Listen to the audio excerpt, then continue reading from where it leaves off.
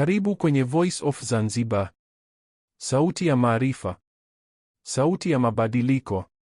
Katika Voice of Zanzibar utapata habari mbalimbali na maarifa yanayogusa jamii, teknolojia na ubunifu wa kisasa, biashara, uchumi na fursa za mafanikio na hazina ya Afrika hususan.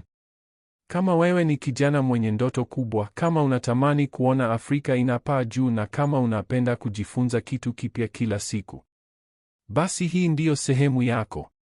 Bonyeza subscribe na washa alama ya kengele na uwe sehemu ya harakati za mabadiliko. Karibu sana kwenye Voice of Zanzibar.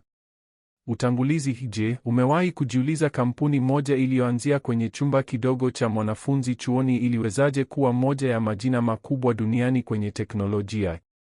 Hii ni hadithi ya mapinduzi ya kompyuta za Dell Technologies.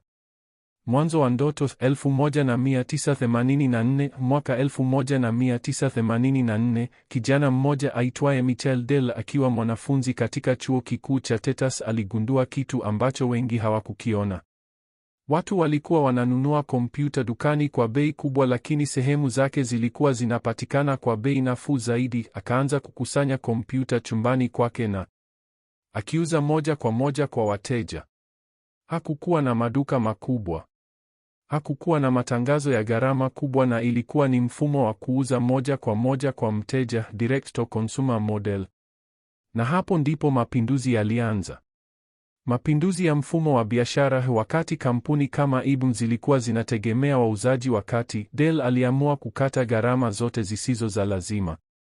Wateja waliweza kwa kuchagua specifications wanazotaka, kupata bei nafuu na kupata huduma ya moja kwa moja, na hii ilikuwa tofauti kabisa na soko la wakati huo. Na ndani ya miaka michache, na hapo ndipo Dell ikawa kampuni inayoongoza kwa mauzo ya PC duniani. Enzi ya internet, Dell yaipiga hatua kubwa. Miaka ya 1990, dunia ilipoingia kwenye mapinduzi ya internet, na Dell ilikuwa tayari mbele ya wengine na ilikuwa moja ya kampuni za kwanza kuuza kompyuta kupitia tovuti. Hii iliongeza kasi ya mauzo kwa kiwango cha ajabu. Mwaka 2000, Dell ilikuwa moja ya kampuni kubwa zaidi za kompyuta duniani.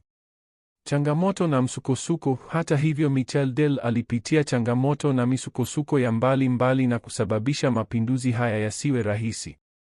Kadri teknolojia ilivyobadilika, laptop nyepesi, simu janja na tablet zilianza kutawala soko. Makampuni kama Apple Inc. na Lenovo yalikuja kwa kasi kubwa. Mauzo ya PC yakaanza kupungua duniani.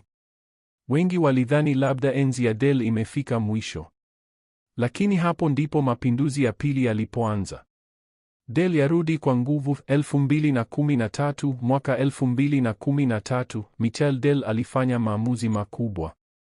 Alinunua tena kampuni yake kutoka soko la hisa ili aweze kuifanyia mageuzi bila presha ya wawekezaji. Kisha mwaka 2016, Dell ilinunua kampuni kubwa ya teknolojia ya data iitwayo MK Corporation. Hii ilikuwa moja ya manunuzi makubwa zaidi katika historia ya teknolojia. Dell haikuwa tena tu kampuni ya kompyuta, ilikuwa sasa ni kampuni ya cloud computing, data centers, cybersecurity na enterprise solutions, na hapo ndipo ikazaliwa rasmi Dell Technologies. Dell leo Dell ni moja ya kampuni zinazoongoza duniani katika laptop za biashara, desktop za ofisi, server za makampuni makubwa, miundombinu ya cloud.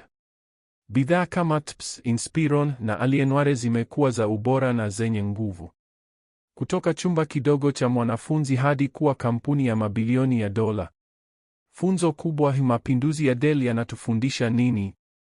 Yafuatayo ni mafunzo yanayotokana na mapinduzi ya kompyuta ya Dell, nayo ni: anza na tatizo halisi la soko, ondoa gharama zisizo za lazima, badilika kabla soko halijakulazimisha, na usiogope kuanza upya.